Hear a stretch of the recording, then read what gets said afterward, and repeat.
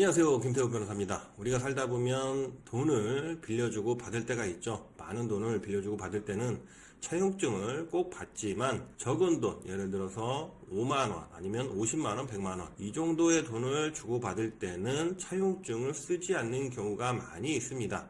그리고 만나서 빌려달라 이런 경우도 있지만 문자나 카톡으로 빌려달라 라고 말하고 빌려주고 이런 경우가 있죠. 그런데 이럴 때 차용증을 받기는 애매하기 때문에 카톡만으로도 차용증을 대체할 수 있다면 참 좋겠죠. 물론 녹취라는, 그러니까 요즘에 통화 녹음이 많이 되기 때문에 녹취를 할 수도 있지만 녹취 파일, 음성 파일을 증거로 쓰려면 그것을 텍스트로 변환하는 녹취록을 또 별도로 속기사 사무실에 의뢰를 해서 녹취서를 만들어야 됩니다. 그럴 때는 시간도 들고 돈도 별도로 들어가기 때문에 녹취록보다는 문자나 카톡 내용이 좀 더 효율적이라고 볼 수가 있습니다. 먼저 카톡에 꼭 있어야 되는 세 가지, 가장 먼저 중요한 게 정확한 금액이 있어야 됩니다. 단순히 돈을 빌려줘 이런 게 아니라 얼마를 빌려주는지, 이런 경우는 보통 빌리는 쪽에서 얼마를 빌려달라 이렇게 말을 하기 때문에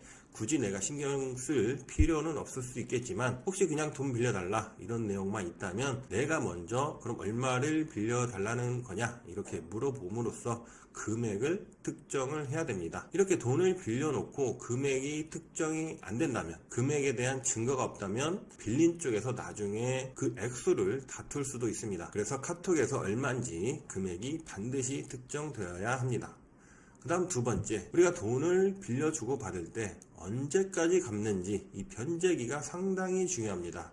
아무리 돈을 빌려줬다 하더라도 그 변제기에 이르지 못했다면 소송을 제기해도 원고 청구는 기각이 됩니다. 왜냐하면 아직 갚을 때가 되지 않았기 때문이죠.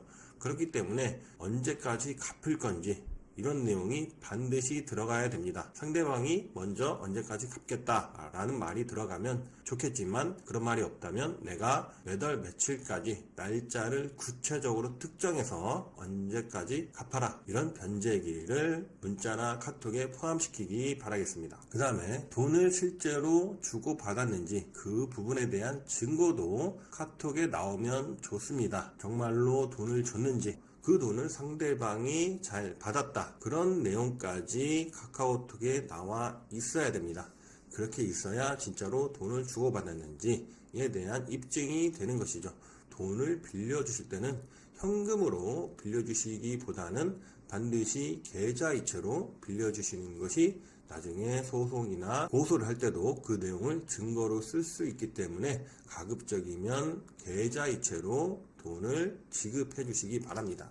정리해 보겠습니다. 첫 번째, 숫자와 날짜는 정확하게 얼마를 언제 빌려주고 언제까지 갚기로 약속하는지 그 내용이 들어가야 되고요. 그 다음에 또 중요한 게 누구에게 빌려주는지, 보통 카톡이나 문자에 핸드폰 번호 그리고 프로필에 이름이 나오기 때문에 그 내용도 같이 나오게 캡처를 하셔야 됩니다. 가명이나 닉네임이 있다면 조금 곤란할 수 있기 때문에 이름이 프로필에 나와야 되고, 아니면 대화 내용에 누구누구야 이렇게 이름을 특정하셔도 좋습니다. 그 다음에 돈을 보냈다면 이체 확인증은 반드시 별도로 받아두시고요.